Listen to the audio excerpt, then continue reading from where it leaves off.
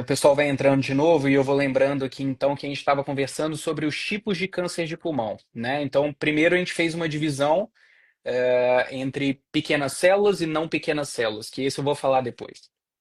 O pequenas células é aquele tumor que tende a ser mais agressivo, a ser de mais difícil controle, e que tem uma relação absoluta e inquestionável com o cigarro. E especialmente, como a gente estava dizendo, de uma alta carga tabágica. Ou seja, aqueles pacientes que fumaram muito por muito tempo, eles são em alto risco de ter o câncer de pulmão de pequenas células. Então, ele entra numa categoria específica, tem um tratamento específico, que depois a gente vai comentar um pouco mais à frente. Já quando a gente fala do câncer de pulmão de não pequenas células, a gente divide em alguns subtipos, mas principalmente em dois. E eu vou me até os mais comuns para a gente não se alongar aqui e acabar se enrolando um pouco demais. Mas entre o principal deles, o mais comum de todos, que é o adenocarcinoma, e o outro que é o carcinoma escamoso, né, ou SEC.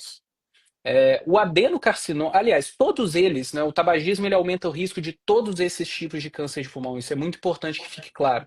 Não existe o tipo que é do não tabagista e que o cigarro não tem nenhuma relação. Mas naqueles pacientes que nunca fumaram ou fumaram muito pouco, muito jovens e pararam já há muito tempo, a gente percebe que o tipo de câncer de pulmão mais comum é o adenocarcinoma. Então é por isso que nele a gente tem uma atenção especial, especialmente quando o paciente traz para a gente o relato de que ele nunca fumou, não é tabagista, não teve nenhuma grande exposição de risco tradicional, é nele que a gente tem que ficar bastante atento. Certo. Muito bem. E ele dá sintomas logo no começo ou só quando ele tá avançado? Essa também é uma pergunta bem comum, né? Que a gente recebe sempre. Eu acho que todo paciente aliás, toda pessoa, antes de se tornar um paciente, é uma pessoa que tem um receio de, será que eu tô com alguma doença, tá com algum sintoma, ele quer saber sempre se aquilo tem correlação com câncer, se pode ser câncer, que é uma coisa que a gente escuta também com muita frequência, né? E eu acho que é muito importante destacar que o câncer de pulmão, no estágio inicial, que é onde a gente quer descobrir ele, se ele existe, ele é muito silencioso. Então, é uma doença que no começo, um pequeno nódulo, uma pequena massa pulmonar, raramente vai gerar um sintoma. É claro que quando ele se torna maior, ou a depender da localização, a gente pode falar e perceber alguns sintomas. Uma tosse que não passa, uma tosse crônica, se essa tosse, por exemplo, ela começa a aparecer raias de sangue ou quantidades maiores de sangue, se o paciente tiver, porventura, uma falta de ar, uma dor no tórax que não passa, mas a gente sabe que são sintomas que podem estar relacionados também a várias outras doenças. Então a gente não pode colocar isso dentro de um pacote de câncer e aguardar esses sintomas, ou mesmo quando eles aparecerem, a gente falar isso com certeza é câncer. Eu acho que a situação é bem mais complexa do que isso. A gente precisa atentar principalmente a como descobrir ela antes, né? Que é mais uma coisa que a gente vai comentar daqui para frente.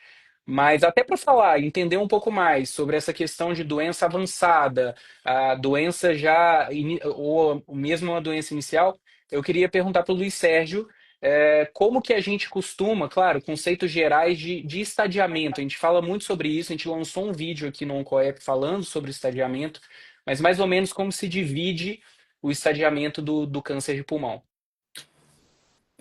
Bom, vamos lá.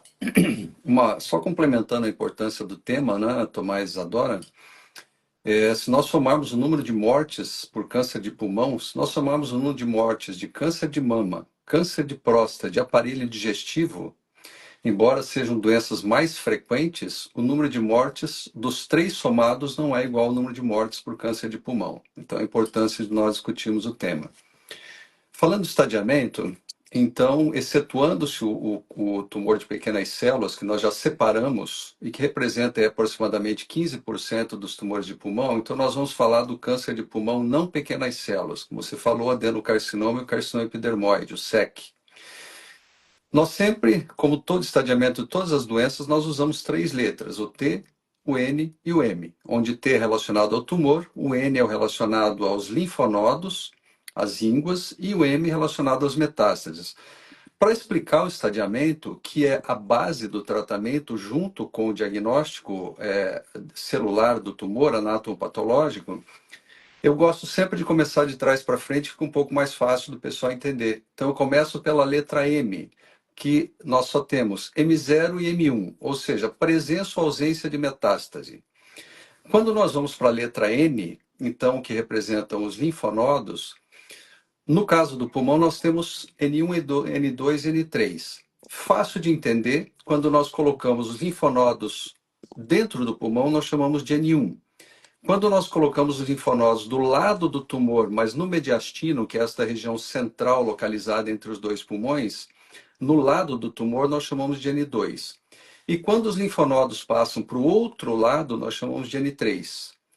E no caso do tumor, que é a letra T, então ele vai de T1 a T4, onde T1 é um tumor menor do que 3 centímetros, T2 é um tumor que vai de 3 a 5 centímetros e assim por diante.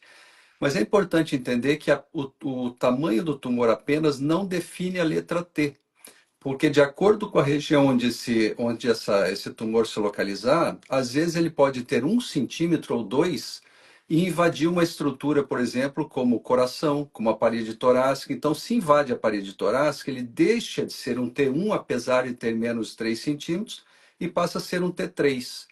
E se ele invade, por exemplo, uma estrutura próxima do coração ou a traqueia, por exemplo, ele deixa de ser um T1 e passa a ser um T4. Então aí a gente mistura o tamanho com as estruturas que estão sendo envolvidas. E quando nós juntamos a letra T, a letra N e a letra M, nós conseguimos responder a pergunta talvez a mais frequente dos pacientes, que é, doutor, o estágio da minha doença, ele é precoce ou é avançado? Então, juntando essas três letras, nós vamos estadiar os tumores, no caso, o tumor de pulmão, em estágio 1 a 4. Nós vamos juntando fazendo essa sopa de letras, essa sopa de letrinhas que a gente chama, e nós vamos, então, estadiar o tumor de 1 a 4, que é a base para que para todos os protocolos de tratamento, eles são baseados, então, no tipo do tumor e no estadiamento da doença. Eu acho que ficou mais ou menos claro, né? Sim, e eu tô dando uma olhada aqui que o pessoal tá participando. Eu acho que uma coisa que é bem interessante, eu vi que a Karine mandou aqui que ela faz tratamento para câncer de mama, que foi para o pulmão, é entender, né, que o tratamento de metástases para o pulmão é completamente diferente de um tumor inicial do pulmão, que é isso que a gente estava explicando até do estadiamento, né? De um tumor primário do pulmão e de um tumor que se espalhou para o pulmão, que são doenças diferentes. É, Então, acho que hoje a gente está falando um pouquinho mais sobre o tumor que começou no pulmão do que aquele que foi para o pulmão, mas podem ir mandando os comentários e mandando as dúvidas, que a gente usa isso até para fazer os nossos próximos posts, as nossas próximas lives e conteúdos que a gente vai montando para poder responder todas as dúvidas de Vai ter vocês. vídeo em breve sobre câncer de mama, né? Já está quase sendo postado e em breve também a ideia é que a gente faça live de vários outros tipos de câncer, né? Isadora, eu queria aproveitar para te perguntar que acabou de chegar aqui bem legal no Story, que é um tema que a gente já ia abordar, que é um dos pilares aqui do que a gente está conversando, que é além de estadiamento, de tratamento, antes até da gente entrar no tratamento propriamente dito e alguns detalhes, é falar um pouco sobre prevenção. O câncer de pulmão, talvez há 10, 15 anos atrás, a gente não tinha nenhuma grande campanha, além de orientar a parar o cigarro, mas que hoje em dia a gente sabe que existe um programa de rastreamento no mundo todo, e aqui no Brasil tem também um programa que é endossado pelo Ministério da Saúde, pelas sociedades brasileiras, e eu acho que é bacana a gente compartilhar com o pessoal que está acompanhando aqui como que funciona esse programa, quem tem indicação de fazer. Então, é muito importante entender que esse rastreamento é feito com uma tomografia especial, que a gente chama de tomografia de baixa dosagem. É feito anualmente, né? Todo ano, então, em pacientes que ainda fumam ou deixaram de fumar há menos de 15 anos. E esses pacientes têm que ter uma carga de cigarro que nós médicos falamos que é de pelo menos 20 anos maço. Então, é mais ou menos aquele paciente que fumou por pelo menos 20 anos, um maço por dia. E sim, isso mudou a mortalidade dos pacientes, ajudou a diagnosticar em um estágio mais precoce, como o Luiz Sérgio estava explicando, e é muito importante. Então, até pedir ativamente, às vezes, para o médico se você se encaixa nessa população que precisa investigar ou não, que é muito importante. Especialmente pelo que a gente estava falando, né? Eu acho que faz um link muito grande com a questão de ser uma doença muito silenciosa. Então a gente pega, não é uma recomendação para todo mundo, como por exemplo é a mamografia para todas as mulheres a partir de uma determinada idade, mas a gente pega aqueles pacientes que têm o maior risco, que a gente sabe que são aqueles que fumam ou fumaram por muito tempo e até pouco tempo atrás, e a gente tenta observar eles mais de perto com exames periódicos, anuais, justamente para a gente evitar que a gente só descubra a doença quando ela se manifesta com algum sintoma, porque a chance dela já estar um pouco mais avançada nesse momento é maior, né? E eu tô dando uma olhada aqui, só respondendo, a gente tem um monte de informação sobre câncer de mama também no aplicativo, metastático, sobre tipos. A Maria Fernanda tem a nossa mesma formação no Einstein, ela sabe como é importante essa parte do rastreamento. E respondendo a Laís, a gente vai fazer conteúdo sobre colo retal, né? Até porque estamos entrando no mês, então pode ficar tranquila. E, Tomás, por que que tem gente que precisa fazer químio no tratamento e por que que tem gente que só toma comprimido ou faz imunoterapia?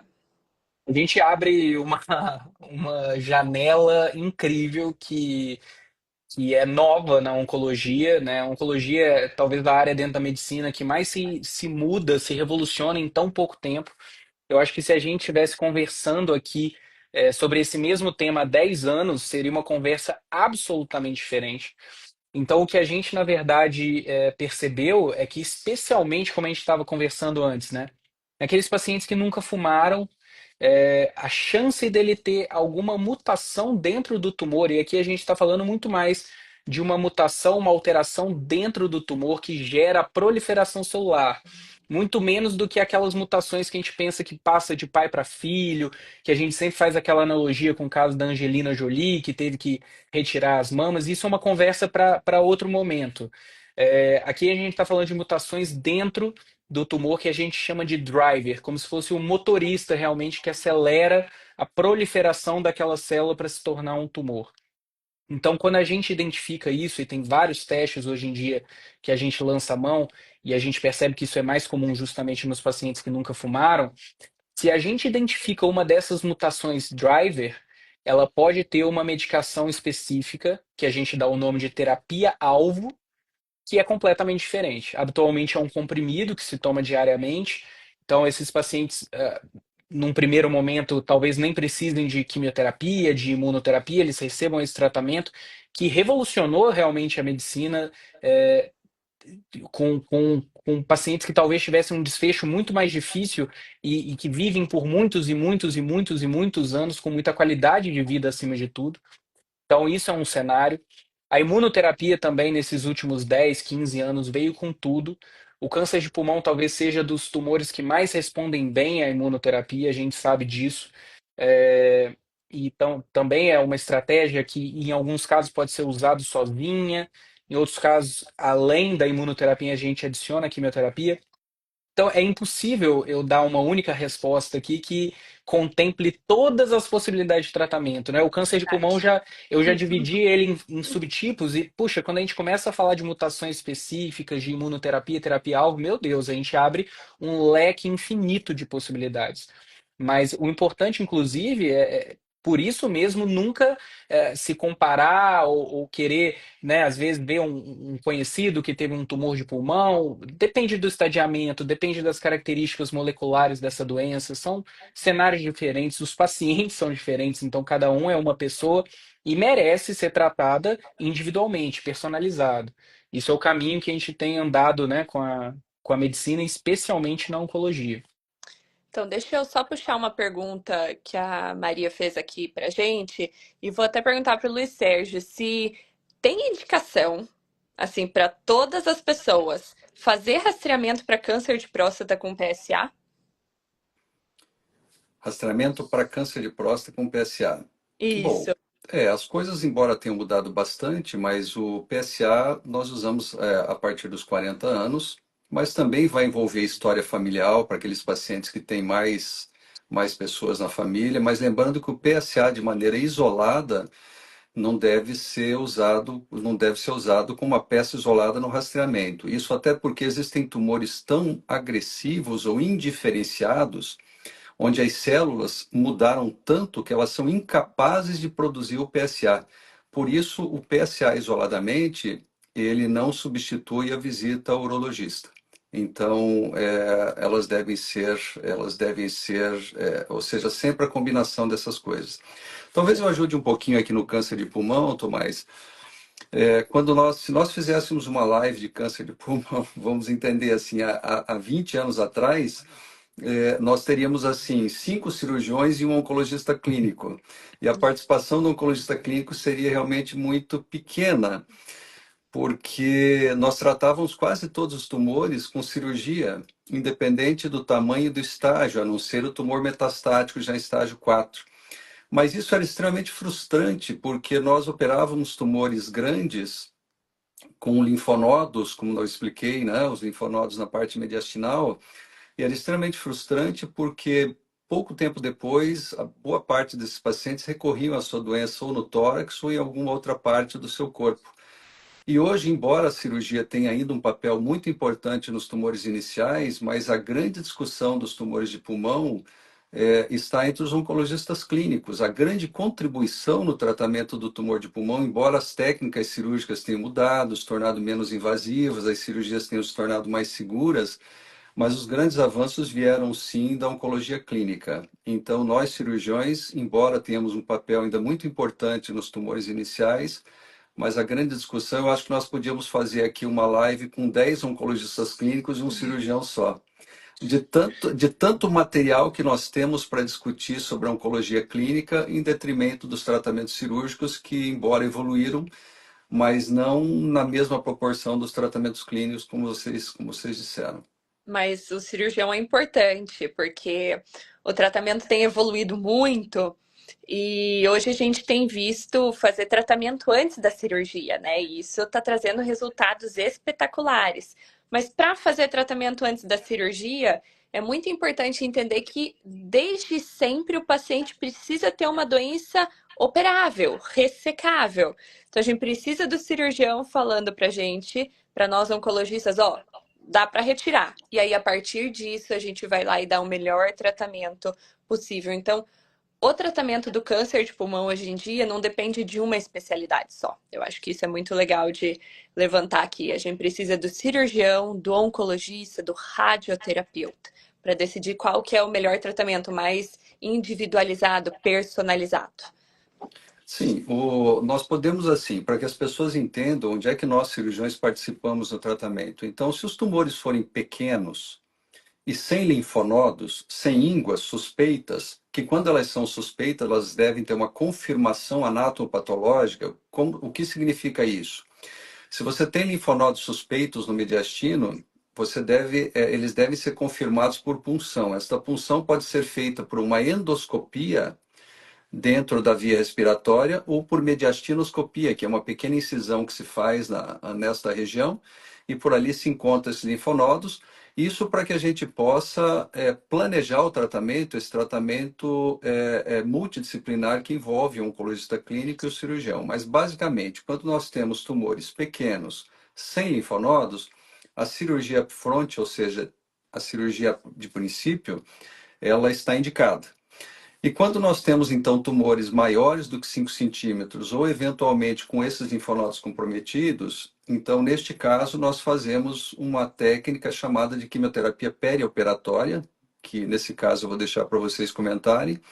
É o que significa quimioterapia perioperatória, eu acho que já dá para abrir esse assunto aqui. E nós, cirurgiões, então, entramos no meio do tratamento de vocês. Então, nós, na verdade, nos encaixamos no tratamento do oncologista clínico. O que seria a quimioterapia perioperatória? Explica para a gente.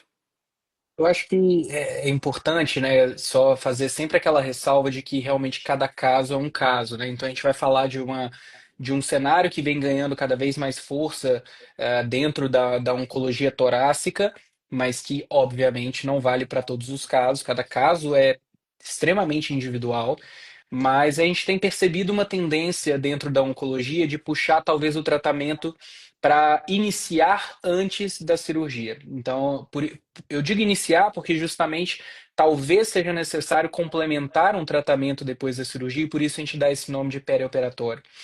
Mas a depender, como eu disse, de toda essa testagem que molecular, de outras avaliações que a gente chama de imunohistoquímica, que a gente tenta, joga alguns corantes na célula no laboratório para poder avaliar, e entra outro profissional na jogada que é essencial, é um bom patologista que saiba analisar bem essa peça. A gente pode lançar mão antes da cirurgia de quimioterapia, quimioterapia com imunoterapia, que é o que vem ganhando cada vez mais força, para aí sim, ah, ou mesmo em alguns casos, se tiver alguma mutação que não tenha vantagem de se fazer imunoterapia, por isso que a gente precisa avaliar cada caso, partir direto para a cirurgia. Mas a gente começando o tratamento, controlando bem a doença, e daí eu já vou fazer esse link com também uma das perguntas que a gente mais recebeu nas caixinhas essa semana, que é como acontece a cirurgia de pulmão? Precisa tirar o pulmão inteiro? Com um pulmão só dá para respirar? Como que isso funciona? O pulmão vai expandir novamente? Então, acho que eu poderia tentar enrolar aqui, mas quem sabe falar disso sem dúvida é o cirurgião. Vamos lá. Vamos entender que a primeira coisa, a anatomia do pulmão direito não é a mesma do pulmão esquerdo. Então, o pulmão direito ele é dividido em três partes, chamados lobos, lobo superior, médio e inferior. O pulmão esquerdo, nós temos dois lobos, lobo superior e médio. Cada um desses lobos tem alguns segmentos. Então, deste comentário, então nós temos o pulmão inteiro, nós temos os lobos e nós temos os segmentos. Entendendo isso, nós vamos para os três tipos de cirurgia, que são a pneumectomia, onde se retira todo o pulmão. Nós temos a lobectomia, que é a cirurgia mais comum, onde se tira um desses lobos, uma dessas divisões. E nós temos a segmentectomia, que é a retirada de um dos segmentos. Quando nós indicamos cada uma? Basicamente, de novo, começando de trás para frente, quando se faz uma segmentectomia, que é uma cirurgia de exceção, que é a menor cirurgia do pulmão, quando o paciente não tem uma condição respiratória, uma reserva respiratória ou pulmonar suficiente para a gente tirar mais do que um segmento. Então, ele não toleraria, sem ficar com falta de ar, com dispneia no pós-operatório, a retirada de uma parte superior a um segmento. Depois disso vem a lobectomia, que é a cirurgia mais comum, onde se retira um dos lobos do pulmão de maneira muito regrada, obedecendo a anatomia do pulmão, a anatomia vascular e a anatomia dos brônquios, que são os canais respiratórios, e invariavelmente associada à linfadenectomia, que é a retirada dos linfonodos deste lado do mediastino. E a terceira cirurgia, que é a retirada de todo o pulmão, chamada de pneumectomia, que nós indicamos os chamados tumores centrais, que estão invadindo ou o brônquio principal, que é o canal principal que leva o ar para todo aquele pulmão, ou então alguma estrutura vascular importante, como a artéria pulmonar, que também nutre todo o pulmão. É possível viver com um pulmão só? Até quanto nós podemos ressecar do pulmão? É completamente variável de pessoa a pessoa. Depende da reserva respiratória, que é determinada pelas provas de função respiratória que são feitas no pré-operatório. Com estas provas de função, nós definimos se o paciente ele é candidato, se ele tolera uma pneumectomia, se ele tolera uma lobectomia ou se ele vai para uma segmentectomia ou, eventualmente, nenhuma dessas coisas. Com muita frequência, os tumores de pulmão, como eles afetam pessoas, são frequentes em pessoas tabagistas, essas pessoas não têm reserva respiratória para que a gente resseque nenhuma parte do pulmão. Então, nós dizemos o seguinte, que embora o tumor seja ressecável, porém o paciente não é operável, ou seja, o pulmão dele não oferece condições para que ele seja submetido a nenhuma forma de ressecção pulmonar. Então, esses são os três tipos. Complementando, o pulmão cresce de novo? Então, vamos lá. Quando nós retiramos o pulmão inteiro, obviamente, o outro pulmão não cresce para esse lado, né? Então, nós ficamos com uma cavidade vazia deste lado. Quando nós retiramos um lobo pulmonar, entendendo o pulmão como uma grande bexiga, então este lobo remanescente, ele vai crescer, ele vai preencher esse espaço do tórax, porém, a reserva respiratória, a capacidade respiratória, ele não compensa. Então é muito importante entender isso, que embora ele aumente de tamanho este lobo, preencha a cavidade, mas a reserva respiratória não. Se você tirou um lobo, ele fica sem a condição respiratória de onde aquele lobo seria responsável. Então, se nós retiramos, por exemplo, um lobo pulmonar do pulmão esquerdo, o paciente vai ficar com 3/4 da capacidade respiratória que ele tinha anteriormente, ou seja, o pulmão direito mais a metade do pulmão esquerdo, e assim por diante. Então, portanto, embora o pulmão aumente de tamanho, mas a reserva respiratória não muda. Muito bem. Perfeito. Importante ver a integração de várias especialidades até nisso, né? Pneumologista, tudo que vai nos auxiliar. Perfeitamente. Eu queria só responder que eu vi que a Cirlei mandou que teve GIST, tá usando Glivec. Já tá anotado, a gente vai fazer um texto sobre isso e colocar no aplicativo, então, para já ficar de olho que já já a gente sobe ele no decorrer aí dos próximos dias e explicar uma coisa que eu acho que é muito comum. Muitos pacientes falam que eventualmente estão tomando quimioterapia em forma de comprimido. Claro que a gente tem, tá? Quimioterapia em forma de comprimido, mas a grande maioria desses comprimidos são o que a gente fala de inibidor de tirosina quinase ou terapia-alvo, que são formas diferentes. Claro que eles também trazem efeitos colaterais, cada um específico para a medicação e para onde age, mas é muito importante entender isso, porque às vezes não altera a imunidade ou altera a imunidade, permite que você faça alguma coisa. Então, só para entender. Então, sempre pergunte isso para o teu médico, que ele vai deixar bem claro para você que tipo de tratamento que é esse. Que às vezes, quando você for falar com alguma outra especialidade, esse médico entende até um pouquinho melhor do que está acontecendo com você e consegue interpretar melhor os sintomas, tá? Então, E até acho que aproveitando para complementar, né, que o Glivec, é claro que não é o tema da nossa discussão aqui hoje, mas o Glivec talvez tenha sido uma das primeiras terapias-alvo que a gente teve, né? Que ela ataca uma das mutações que é extremamente comum no GIST. Então, a colega que comentou, ela sabe muito bem que não é quimioterapia, que é um tratamento alvo dirigido para aquele tumor específico. Então, eu acho bem legal a gente juntar aqui na realidade do câncer de pulmão, né? Eu Como, queria perguntar. como é bom, né, Tomás, eu poder contar a história, porque o GIST é uma entidade relativamente nova dentro da oncologia, e até a descoberta desta entidade, nós classificávamos todos os tumores como leiomiosarcomas. Então, nós não tínhamos nenhuma forma de tratamento específico. O Glivec realmente revolucionou o tratamento do GIST e fez com que esses pacientes, muitos desses pacientes sejam curados, e aqueles que não são curados conseguem controlar a sua doença e conviver com ela como uma doença crônica, ou seja, como o paciente, alguns tomam o seu remédio para o seu diabetes, outros para a sua hipertensão, esses pacientes tomam a sua medicação, o seu Glivec, para o seu GIST, que é o tumor do estroma gastrointestinal. Exato. Então, até falando nisso, essa mudança, né, do câncer cada vez mais sendo encarado como uma doença crônica, a gente recebeu uma pergunta aqui da Helena, que estava perguntando, e eu vou passar ela para Isadora, sobre a agressividade. Ela falando, sempre me falaram que o tumor de pulmão é extremamente agressivo, é uma doença muito grave, isso é verdade, é sempre assim. Então, acho que a gente já mostrou que a gente não pode falar de um câncer de pulmão, né? São várias doenças, mas eu queria que você complementasse um pouco dessa ideia. a gente tem visto muitas inovações na parte de pulmão. E vou primeiro falar um pouquinho do pequenas células. De fato, é o que a gente tem de mais agressivo hoje, é o mais relacionado ao cigarro. E mesmo assim, a gente tem visto melhores desfechos depois que a imunoterapia entrou nesse cenário. Então, a gente já está vendo algumas mudanças de paradigma. Mas a gente tem visto ainda mais no não pequenas células, no adenocarcinoma, no SEC, né? A gente tem visto que a imunoterapia melhorou bastante o desfecho dos tumores localizados, né? Então, usando às vezes antes ou depois da própria cirurgia, da radioterapia, que tem curado mais pacientes do que antes a gente via. E até mesmo a terapia-alvo, eu vou dar um exemplo que foi apresentado recentemente, né, nesses últimos congressos. Alguns pacientes têm, eu vou falar mutação para ficar mais fácil, tá? Mas uma mutação em um genezinho que a gente fala que é o ALK. tá? Acho que talvez vocês entendam melhor do que muitos termos médicos.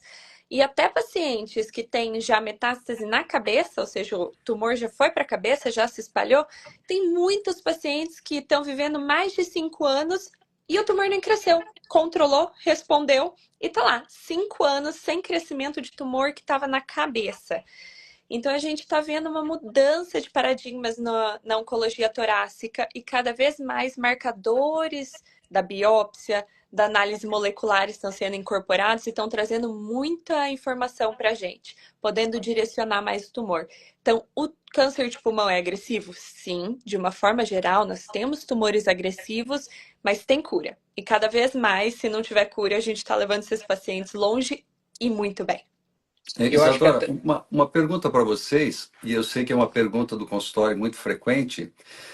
Os pacientes confundem grau com estágio. Então, eles perguntam para a gente, doutor, qual é o grau do meu tumor? Então, explica para os pacientes entenderem a diferença entre o grau e o estágio. Tá. Quer falar que fica bem fácil em câncer de mama, Tomás? Quer dar esse exemplo? Porque o câncer de pulmão, a gente fala até menos sobre o grau, né? Mas basicamente o que ele quer dizer, o grau histológico, é quando o patologista olha na lâmina aquela peça, seja da biópsia ou da cirurgia, mas olha o tumor e ele vê o quão diferenciado aquele tumor é. Ou seja, o quão próximo ou distante ele é da glândula ou do órgão original. Então a gente fala que um tumor ele é bem diferenciado, tem um grau mais baixo, quando ele parece bastante com aquele órgão de origem original. Quando ele vai se diferenciando, ficando mais com cara de tumor e menos com cara daquele órgão que a gente está falando, a gente fala que ele é mais mal diferenciado ou pouco diferenciado. Isso geralmente é um grau mais avançado. Isso é uma das formas que a gente pode usar, isso é muito usado, como a Isadora falou, em câncer de mama. É uma das coisas que a gente usa para definir se o paciente vai precisar naquele momento de algum tratamento complementar ou não, a depender. Mas ele mostra uma característica biológica, ou seja, do tumor, de ser mais ou menos agressivo. O que não necessariamente tem uma correlação com o estágio daquela doença. Então a gente pode pegar especialmente se a gente lançar a mão de métodos de detecção precoce, a gente pode detectar mesmo um tumor pouco diferenciado, que é um tumor biologicamente agressivo, em estágios precoces. E ele é tão curável quanto o outro. Então, acho que isso é uma diferença importante. Da mesma forma, se a gente não mantém bons hábitos de vida, mantém um tabagismo, não busca orientação médica, um acompanhamento de melhora de qualidade de vida e de rastreamento, pode ser que, mesmo se tratando de uma doença de um grau mais baixo, menos agressivo por natureza, ele já seja diagnosticado apenas em estadiamento, um estágio mais avançado. Então, eu acho que Portanto, nós podemos dizer, Tomás, que o grau é relacionado à célula, à sim, parte microscópica Perfeito. do tumor. E o estágio é relacionado ao tumor como um todo, ao que nós dissemos que é o T, o N e o M. isso. Então é que as pessoas muitas vezes perguntam, doutor, qual é o grau do meu tumor? Porque elas confundem muito o grau com o Tá. estágio da doença. Então são duas coisas completamente diferentes.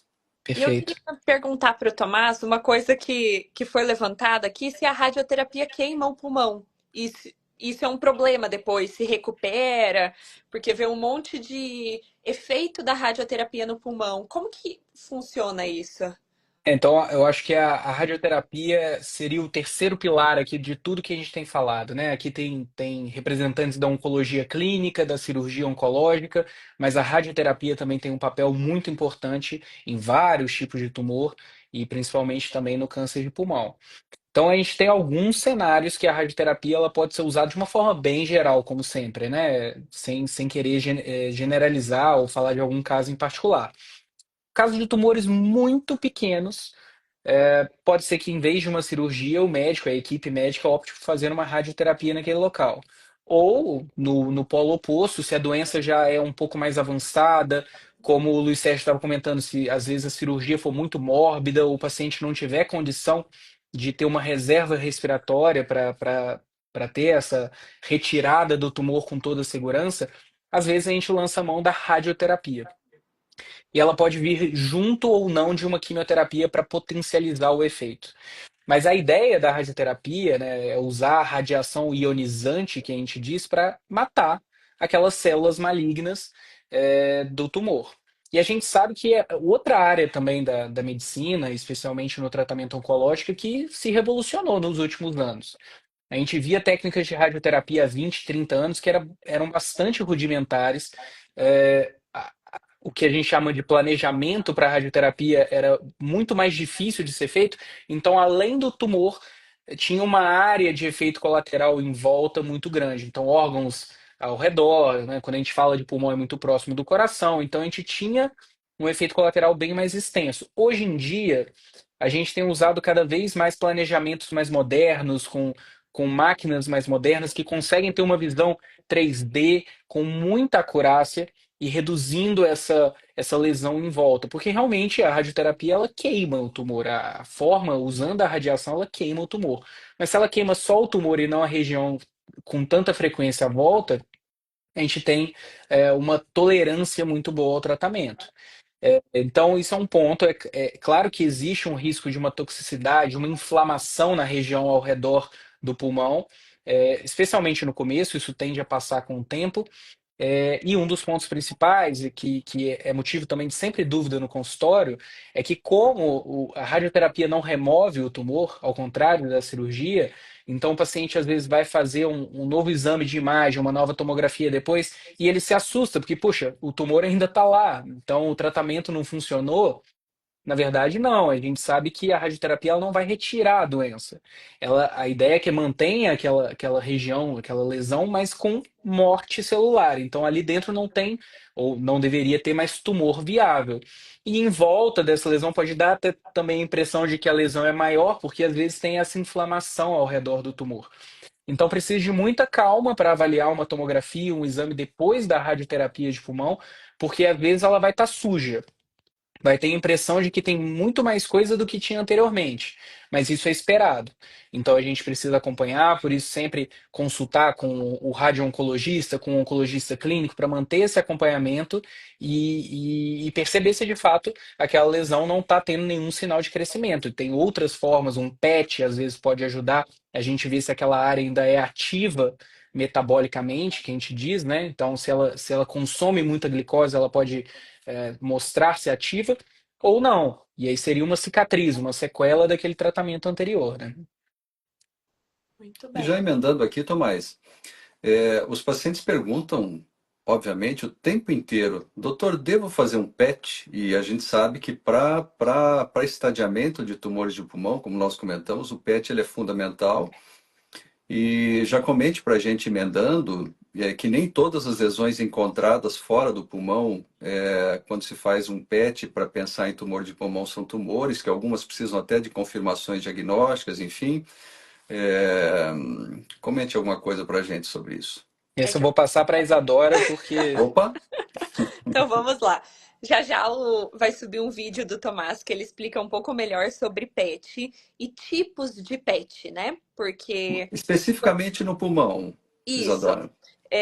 Aqui no pulmão a gente fala principalmente do PET que a gente injeta, não é bem um contraste, mas é tipo um açúcar que vai para áreas do corpo que estão metabolicamente ativas. Então, se você tiver uma infecção, aquela área está ali ativa, aquilo pode captar no PET. A cabeça tá ativa o tempo todo, ela fica captando no PET, então ela até não é boa para avaliar lesões em sistema nervoso central, ali no cérebro, tá? O PET cai muito bem para câncer de pulmão, então sempre que a gente tiver um nódulo pulmonar ali que tem uma dúvida, a gente vai acabar solicitando um PET para ver se esse nódulo pulmonar é suspeito, se ele está captando. E nisso já faz o bom estadiamento sistêmico, com lesões que às vezes estão suspeitas na adrenal, no fígado, em ossos, até no outro pulmão, que né, pode dar metástase para outro pulmão. Isso é muito importante. E a partir disso, a gente pode, vamos supor que tratou, viu como estava lá o tumor inicial, é uma das boas formas de fazer segmento desse paciente. Pode ser com tomografias, ressonâncias, o que for mais fácil para o paciente, né? Ou também o PET-CT de forma rotineira. E esse segmento vai depender de quanto tempo já passou do tratamento primário. Então, ali nos primeiros anos, normalmente a gente faz imagem a cada 3 meses, que é quando está na maior chance desse tumor voltar. E depois a gente vai se passando de 6 meses a um ano até falar que finalmente o paciente está curado e Eu só pode. quero, eu só quero complementar porque eu acho que é importante, né? O PET também é top 5 perguntas de consultório. Se precisa fazer um PET, se deve fazer um PET, e lembrar que nem tudo que brilha no PET é doença. Então, é o que a Isadora estava comentando, que basicamente onde se replica ou tem um metabolismo muito acelerado, isso brilha no PET, que a gente comenta, né? Capta no PET. Mas existem áreas do nosso corpo que de fato tem um metabolismo mais acelerado. O cérebro, o próprio açúcar que é injetado no PET, ele é eliminado pela urina, então a gente vê os rins às vezes brilham e não necessariamente isso é doença. Sem contar que mesmo em regiões que talvez não era para ter uma captação, mas pode ter alterações inflamatórias podem gerar captação no PET e são o que a gente chama de falso positivo. O que que eu quero dizer com isso? O pet ele não é mocinho nem vilão. Ele O pet, ajuda. o pet é uma boa ferramenta para o oncologista. Às vezes a gente recebe, né, essa preocupação, porque, claro, o pet ele traz essa sensação de ser um exame que olha o corpo inteiro. E se tiver alguma coisa que a gente não está vendo, o pet vai mostrar.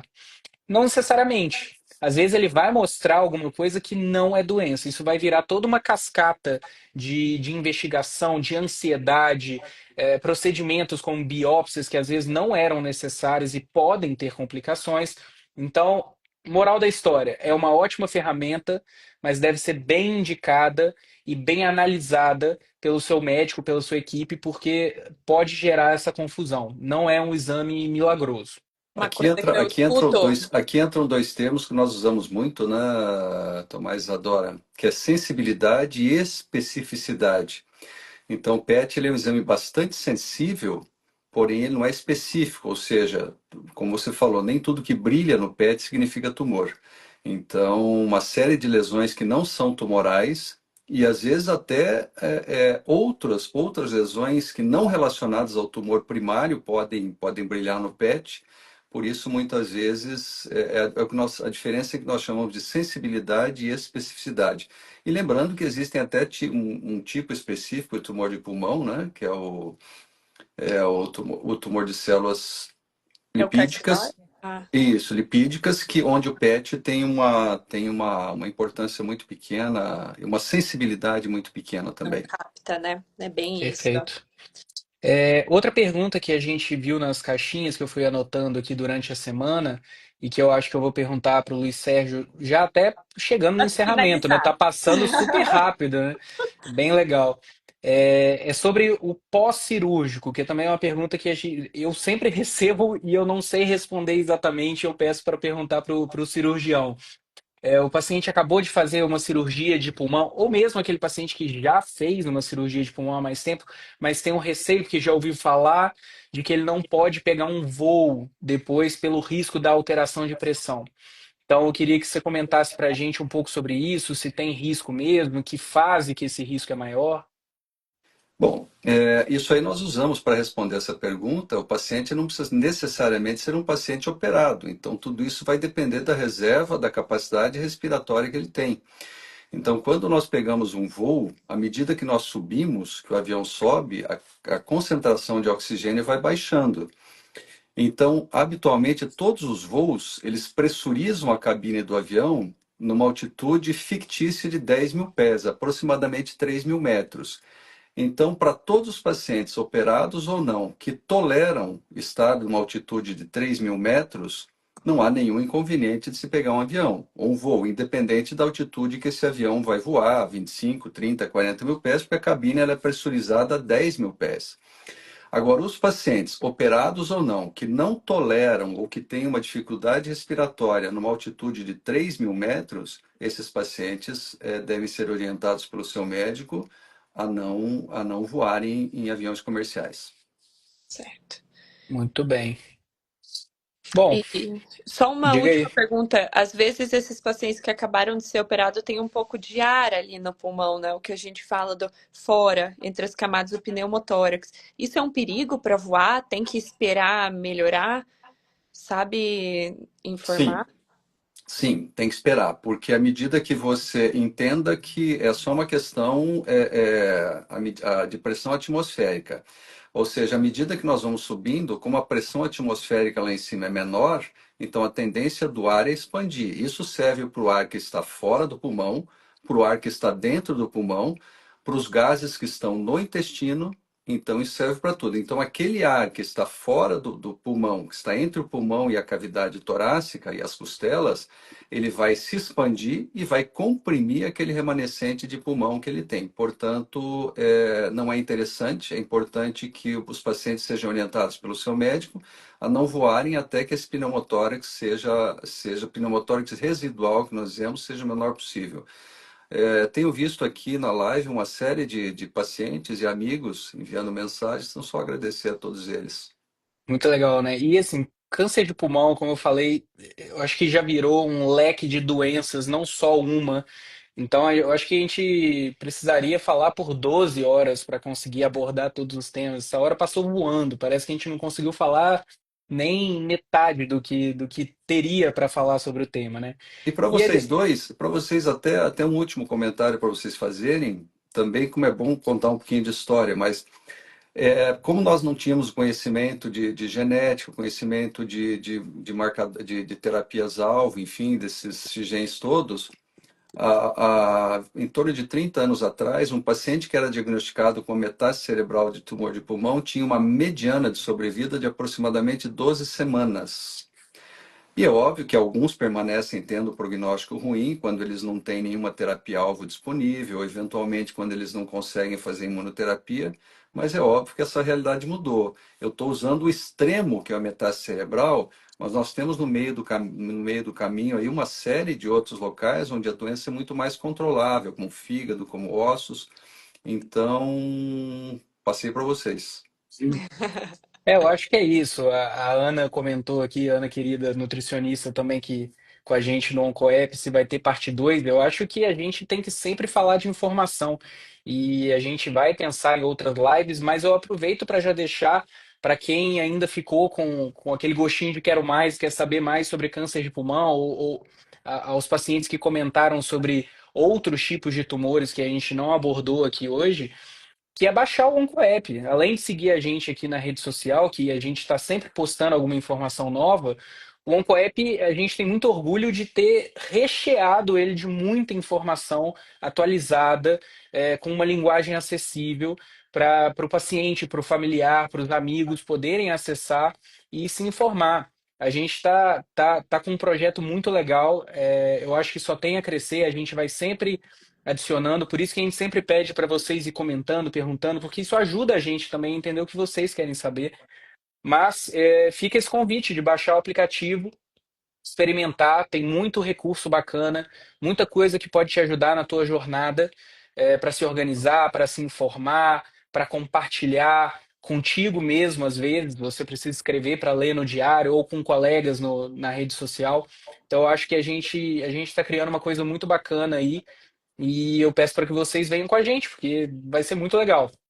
E vão Prevenção. alimentando a gente, né, de perguntas, de dúvidas, que isso é uma fonte para a gente criar textos e conteúdo para vocês. E que seria bacana que os pacientes não chegassem para a gente, se fosse possível, né? Isso é óbvio que não é possível, mas o que ajuda muitos pacientes é prevenção primária, hábitos saudáveis de vida. Vale a pena sempre lembrar. Sem sombra de dúvida. E aí a Thelma fez uma pergunta aqui de qual que é o nome do aplicativo, eu até mandei. Chama-se OncoApp, tudo junto, igual o nome aqui da rede social, só que sem o ponto. Em qualquer loja de aplicativo, de Android, de iPhone, lá você consegue baixar, faz um rápido cadastro e vai aproveitar todas as funcionalidades que eu tenho certeza que vocês vão gostar bastante. E eu Acho acho que é que isso, eu acho que ficou muito legal. E a gente está sempre aberto, a gente vai fazer novas lives, a gente vai divulgando aqui nas redes. Então, eu agradeço aí primeiro, né, aos meus colegas aí, Isadora, Luiz Sérgio, que compartilharam essa conversa aqui com a gente. E, claro, a todo mundo que ficou online aqui, para que a gente vai conversar muito ainda. Isso aqui é a primeira live nossa aqui de muitas. isso mesmo. Muito obrigada. Eu vi que a Diva tá mandando mensagem aqui. Digamos que conhece ela há um bom tempo, né?